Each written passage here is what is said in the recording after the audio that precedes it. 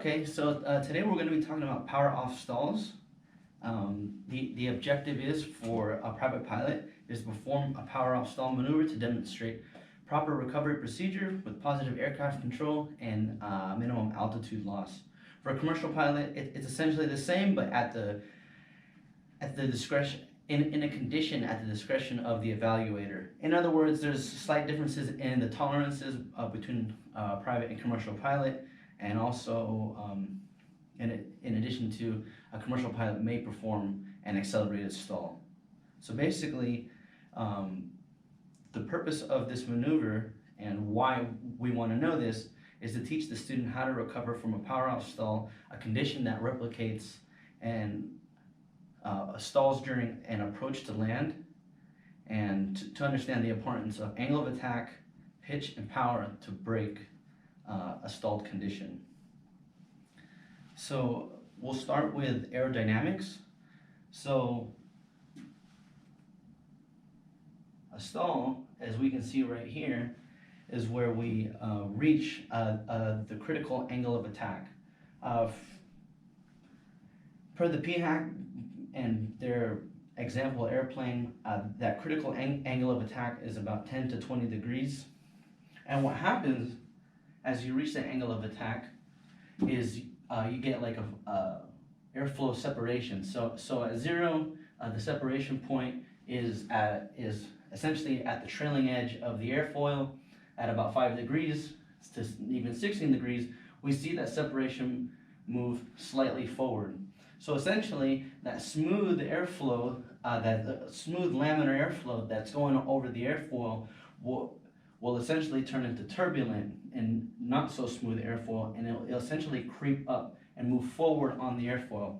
So at the critical angle of attack of about 20 degrees, for this example airplane, we can see all this flow separating and essentially creating a loss of lift.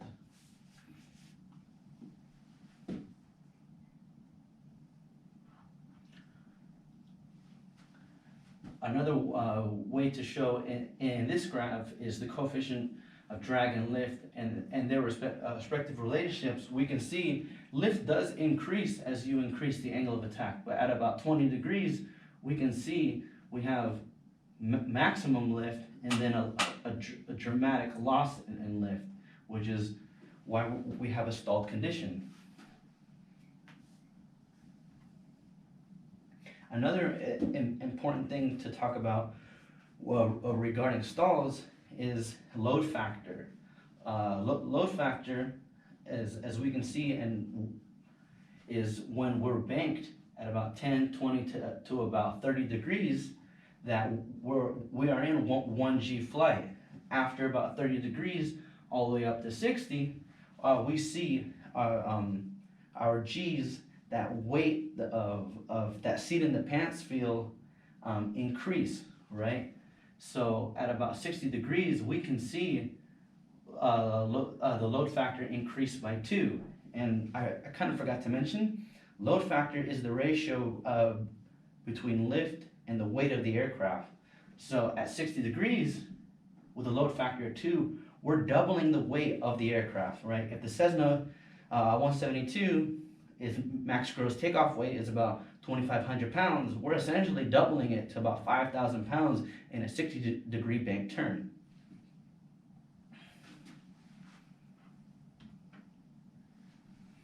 In this diagram, we can see the relationship to load factor to airspeed. This envelope is essentially the envelope that we're operating the aircraft. A few important speeds here is the normal stall speed in a Cessna is in a flaps up condition is about 48 knots. If we were with flaps down, we're essentially in this region where it's at 40 knots. Now, at a load factor of 1, at level 1G flight, at any of the in our normal operating range, essentially on the ASI, or the airspeed indicator, in the green zone is basically this region. If we do stall in this region, it's because we have high load factor, and that's essentially an accelerated stall, as I kind of mentioned earlier. Another important speed to mention, a speed that we don't see on our airspeed indicator, is our maneuvering speed, VA, right? This is the speed that we operate at in turbulent conditions and so on and so forth, to prevent, right, structural damage, especially in a positive load factor case. So we know this to be the top of the green arc, right, or VNO, and then we know our never exceed speed is VNE. And we know if we're operating in the yellow range, right, and our airspeed indicator, that's where we can operate in smooth air.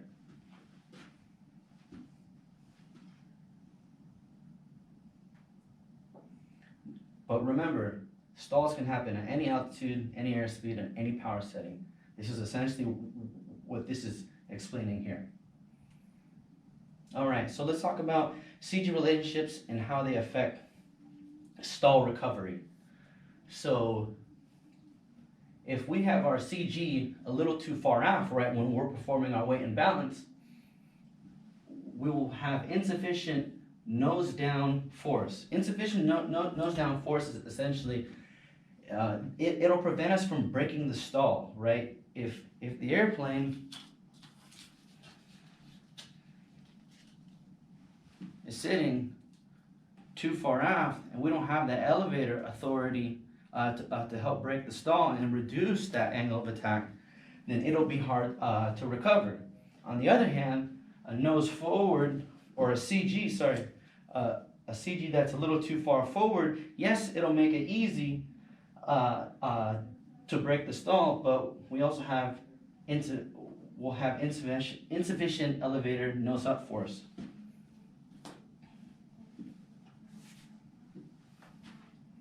All right, so let's get into the maneuver.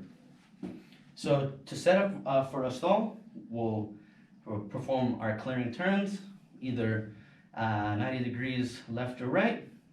We'll do another 90-degree turn left or right, or a 180 turn, essentially scanning for the area. We should have an appropriate altitude that's sufficient for recovery. So we say 1500 AGL, right, above the ground, to include the altitude loss, right, during the stall. So to set up for a power off stall, which is once again our stall condition for an approach to landing, we're going to bleed off our airspeed, right? So we have our altitude set, we have a point set in the horizon, man, looking for a peak or something, and we're going to pull that power back to about 1500 in the Cessna. We're going to let that airspeed bleed off, while at the same time giving elevator back pressure, not to lose altitude. You'll notice as you're losing airspeed, you're applying more and more elevator back pressure at the same time, maintaining coordination, wings level, in our case. And once you're at 65 knots, power goes idle, slight pitch down for an approach attitude, and then we're going to pull back for the stall, not aggressively. Once again, nice and smooth and nice and slow, where we're going to reach that critical angle of attack, maintaining coordination. You know, like keeping your take a glance inside at your airspeed. Your attitude indicator. Probably even take a glance at the turn coordinator, right? Stomp on the ball, and then you're going to see that sight picture slowly change, right? As all I just mentioned is happening, you're going to see that that horizon that was once above the dash will slowly drift down here. You'll eventually even lose it. At that point, the recovery is this. Right? If we have autopilot go off, pitch, boom, down, or for horizon, right? Bank, if there's any, wings level, either some aileron correction or even more importantly, rudder correction. And then power, in the Cessna, full power.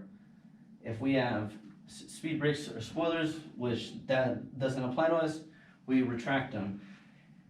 Essentially, in the Cessna, we are going to replicate a go-around procedure.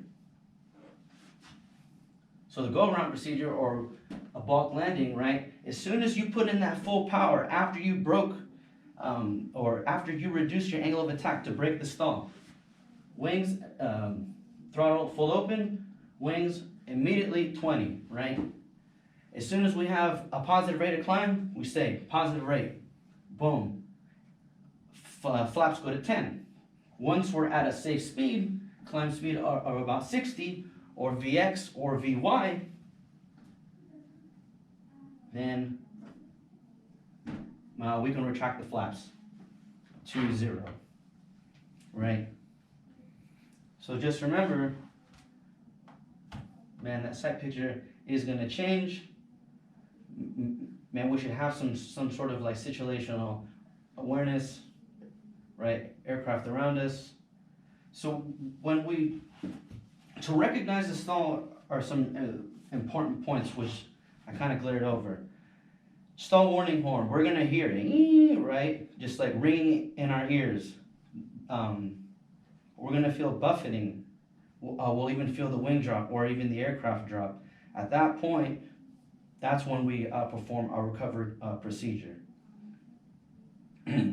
Once we've recovered, we'll set the aircraft for our previous heading. We're at a level flight attitude, cruise checklist, right?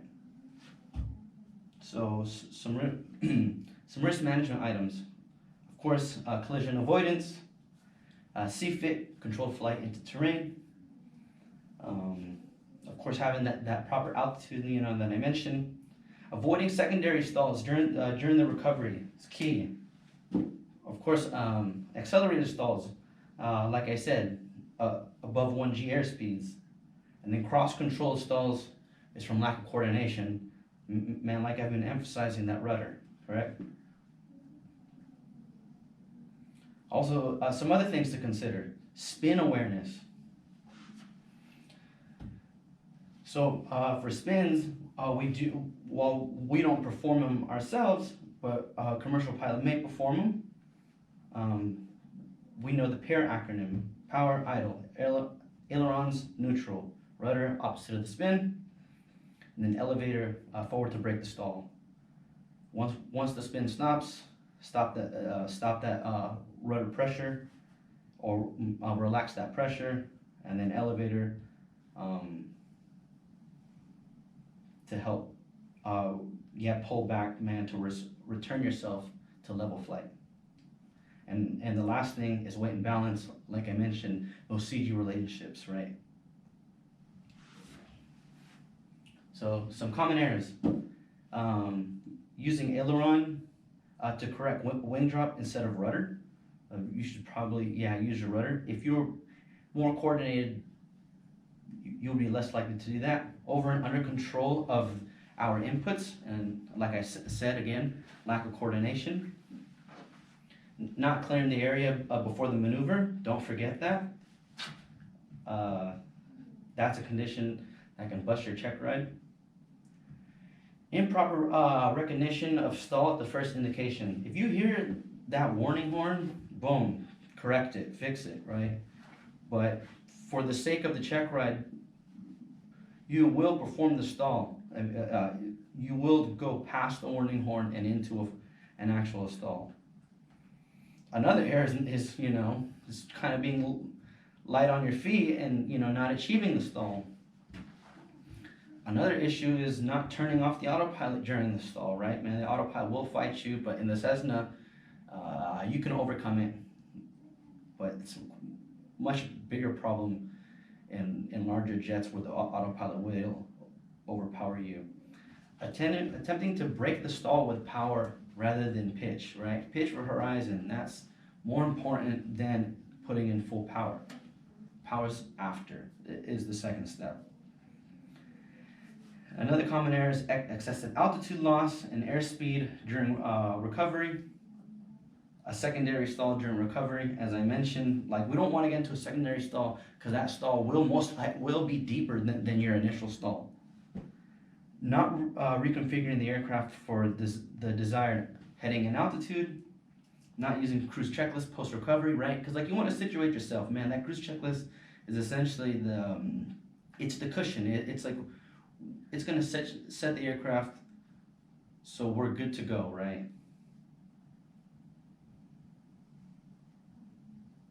Not accelerating to VX or VY for your recovery, right? VX if we want to clear obstacles, right? Because or VY just for regular standard climb. Lack of situational awareness and disorientation. Not remaining calm during the recovery. I can tell you right now, when I was doing stall training, I would pitch a little too far down. Not necessary. Until I grabbed the concept, pitch for horizon. It's not that we're going below the horizon, we're going for the horizon. Not paying attention to airspeed. Last common error. So, our resources, right? Just as you read for your homework, and as you'll continue to read, Airplane Flying Handbook, Chapter 5, Maintaining Aircraft Control, Upset Recovery, Private or Commercial ACS, PHAC, right? Chapter 5, Aerodynamics, and then using the POH for our limitations, performance, and weight and balance. All right, so for tomorrow's flight, after you've pre-flighted the plane, or we've pre-flighted the plane, we'll discuss on the ground, we'll discuss the lesson, our plan. If you have any questions, right, after your readings tonight, just let me know. I'll probably quiz you on a few things. In flight, I'll demonstrate the maneuver, and then you'll perform the maneuver. It'll be fun, it'll be different. Unlike anything you've probably done before, a little nerve-wracking at times, but we'll go through it. I'll coach you through it. After the flight, I want to hear your thoughts on it. I'll give you some feedback. If you have any questions, we'll go through them, and then we'll talk about the next lesson. So just like make sure, right, like do your studying, man, bring some questions, and that should be it. So completion standards. For the private pilot, it's within plus or minus 10 degrees of our initial heading and no more than 20 degrees of bank. And then, and if in bank, plus or minus 10 degrees. For the commercial pilot, it's within plus or minus of that same initial heading, no more than 20 degrees of bank, plus or minus 5 degrees if in bank.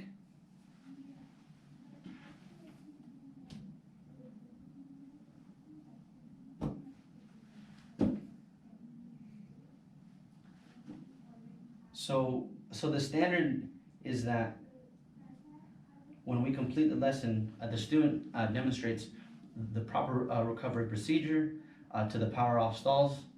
Not quite to the standards as I just mentioned, right? Because we're just starting. As we get closer and closer to your check ride, we'll tighten those standards. But mainly is that you perform the procedure, right? Additionally, the student has the skills to recognize the stalls and how to avoid them through proper risk management, all those risk management items that I mentioned earlier.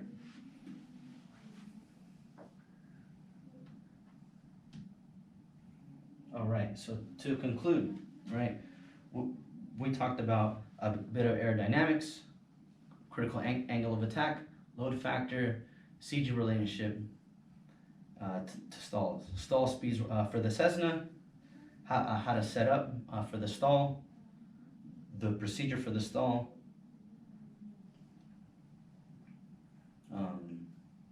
post-recovery, some risk management items, and common errors.